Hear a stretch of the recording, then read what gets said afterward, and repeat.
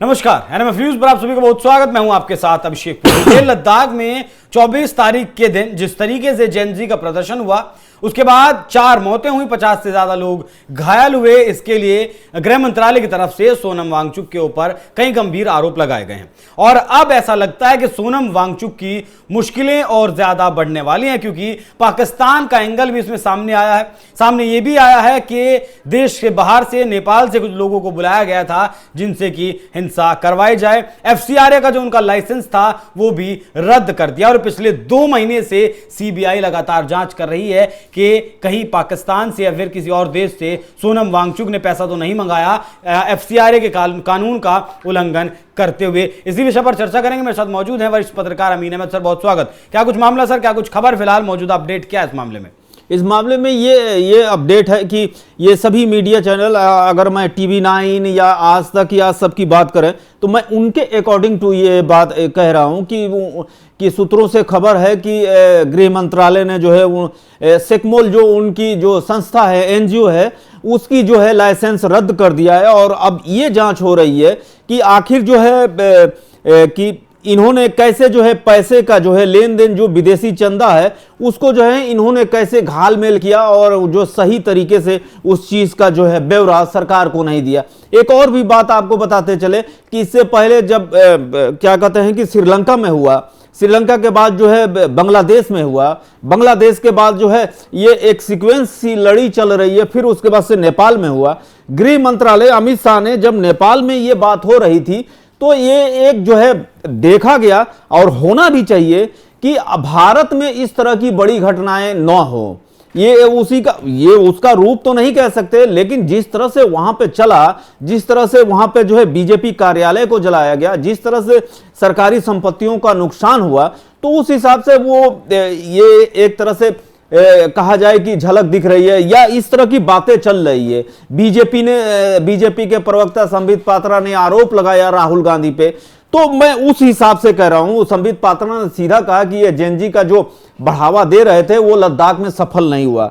मेरी जो राय है, मैं अपनी तरफ से ये सारी बातें न कहते हुए, ये सारी बातें पॉलिटिकल, और अब ये पॉलिटिकल डिसीजन में आ गया। फारूक अब्दुल्ला बचाव कर रहे हैं, महबूबा मुफ्ती बचाव कर रही, लेकिन कुल मिला के जुला के जो है कहा जा रहा है कि 3,35,000 रुपए का जो विदेशी दान उन्होंने सेकमोल जो उनकी संस्था है उसकी तरफ से हुआ था 2020 और 21 में, जो है 54,600 रुपए का स्थानीय फंड जो है सेकमोल का कहना है कि गलती से एफसीआरए खाते में जमा कर दिया गया। संस्था ने यह भी माना है कि वॉलंटियर ने खाना रहने के खर्च के लिए लिया गया था, कि मतलब कि जो लोग आएंगे उनके लिए खाना और पीने का इंतजाम होगा।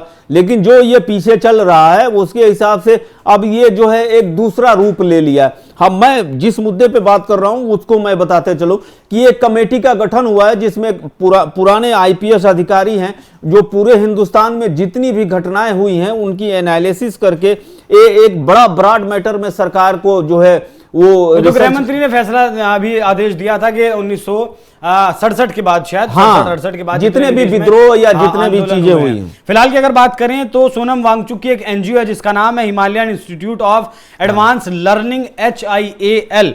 इसके खिलाफ कथित मैं शब्द पर जोर दे रहा हूं, एफसीआरए उल्लंघन की जांच शुरू कर दी है। कहा यह भी जा रहा है कि जहां यह प्रदर्शन शुरू हुआ था 10 दिन पहले सीबीआई की टीम वहां पहुंची थी जांच पड़ताल करने के लिए।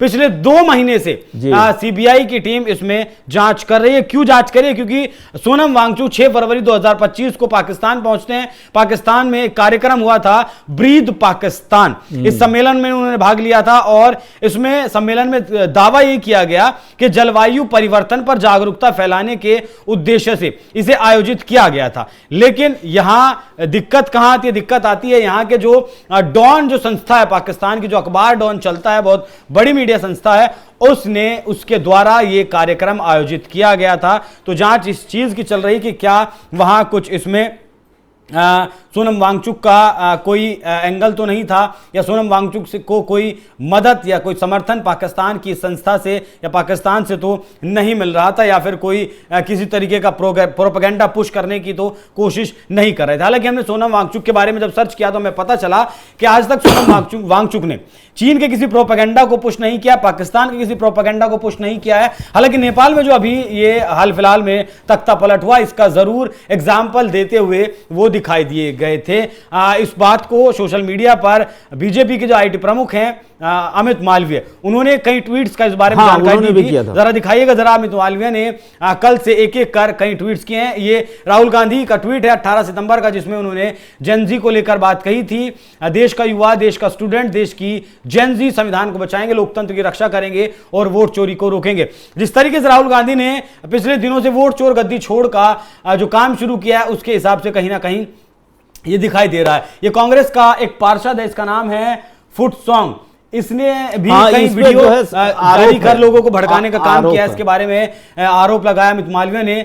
आगे अमित मालवीय ने यह भी कहा कि जिस तरीके से एक वीडियो जारी कर सोनम वांगचुक की तरफ से ये संदेश जारी किया गया कि आप मास्क पहने, और ये मतलब कहीं ना कहीं ऐसा लगता है कि सोनम वांगचुक जानते थे कि इस दंगे में हिंसा होगी, हिंसा देखने को कहीं ना कहीं मिल सकती है। उन्होंने एक और भी बात ये स्वीकार की है। ये ट्वीट में दर्शकों को दिखाना चाहूंगा। अराजकतावादी सोनम वांगचुक ने सबसे पहले 10 सितंबर को भीड़ को उकसाया और कांग्रेस की मदद से 24 सितंबर को लेह में आग लगा दी। उसकी हरकतें शांतिपूर्ण तो बिल्कुल नहीं रही। वो राष्ट्रीय टीवी पर जो उपदेश देता है और जो करता है, दोनों में जमीन आसमान का अंतर है। अमीन सर, इस वीडियो के बारे में ऐसा कहा जा रहा है कि यहां कहीं ना कहीं, देखिए ये लद्दाखी भाषा में वीडियो है, हम उसको समझ नहीं पाए, लेकिन अमित मालवीय के हिसाब से अगर बात करें तो इसमें आरोप लगाया गया इनके ऊपर, सोनम वांगचुक के ऊपर, कि लोगों को भड़काने की कोशिश ये 10 सितंबर से ही कर रहे हैं। हाँ, नहीं, वो एक और भी चीज इनकी तरफ से कहा गया है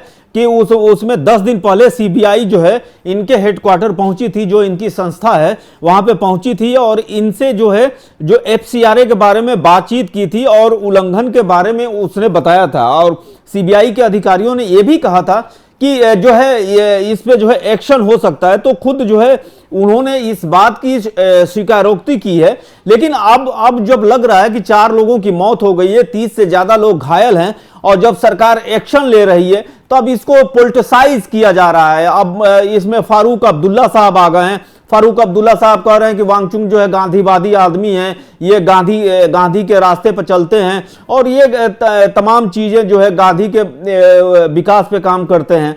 इनका आरोप सही है। इनके समर्थन में भी लोग उतरे हैं कि भारत सरकार ने यह बात कही थी, बीजेपी ने यह बात कही थी कि जो है राज्य का दर्जा दे दिया जाएगा, जबकि अभी तक नहीं मिला। जबकि ये बात जो है सरासर गलत है। कहा यह गया था जब क्या कहते हैं कि 2019 में जब ये जम्मू कश्मीर को 2 फाड़ किया गया था, जब 2 स्टेट बने थे, तो ये कहा गया था कि आगे विचार करके हालात अच्छे हो जाएंगे तो एक को राज्य का दर्जा दिया जाएगा और एक को केंद्र शासित प्रदेश रखा जाएगा।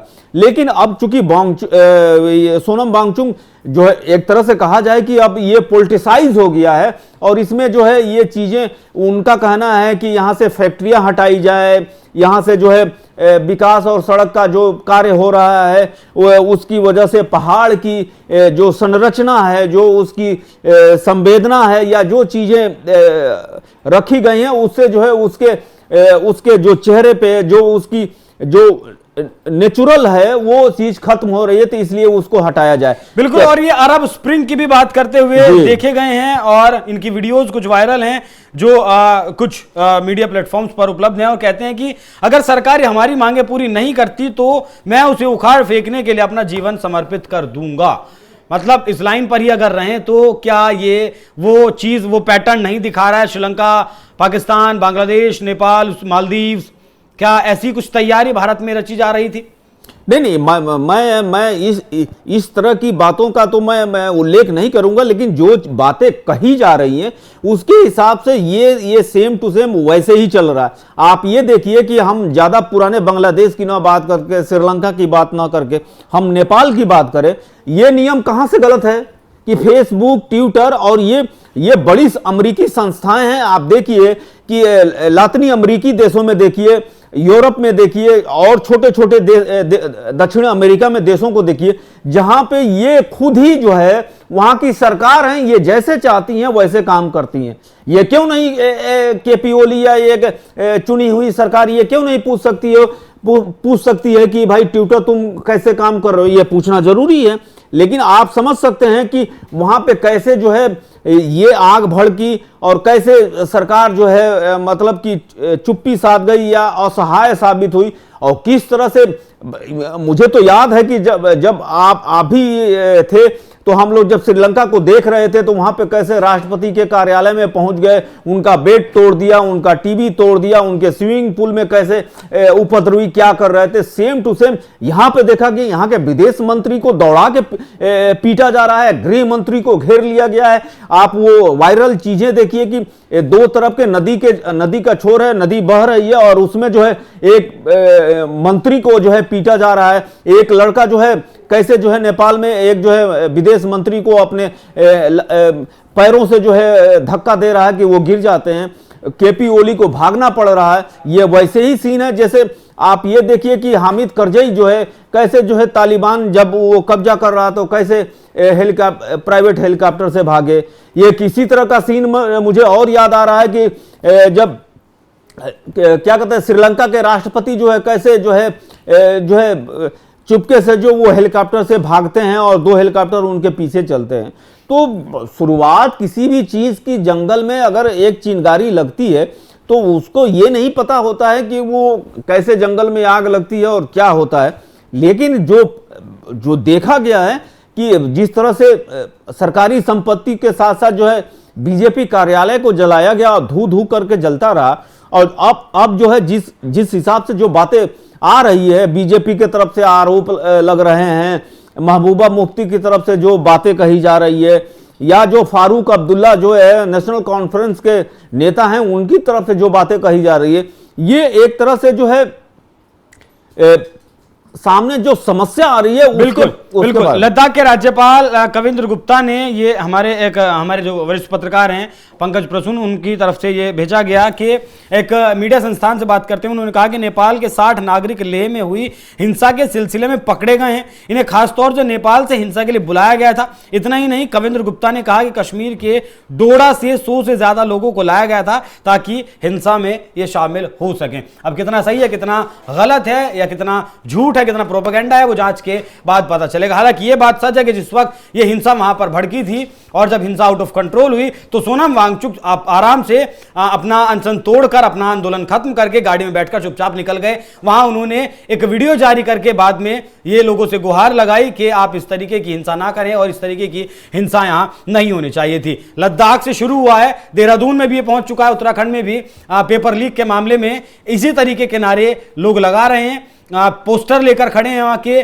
पेपर चोर गद्दी छोड़। राहुल गांधी कह रहे हैं ये इलेक्शन चोर गद्दी छोड़।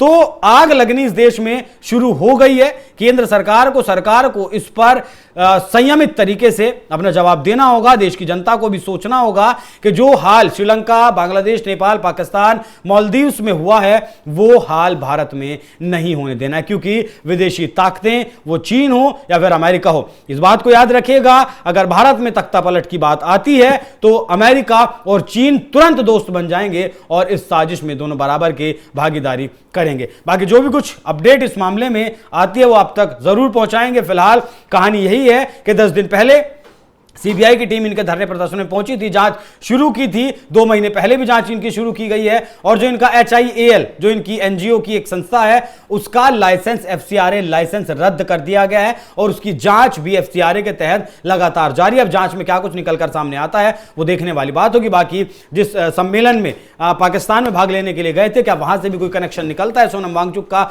वो भी देखने वाली बात होगी। बाकी अमित सर बहुत धन्यवाद आपका। दर्शकों, आप इस विषय पर क्या सोचते हैं, अपनी राय हमें कमेंट कर जरूर बताइएगा। नमस्कार।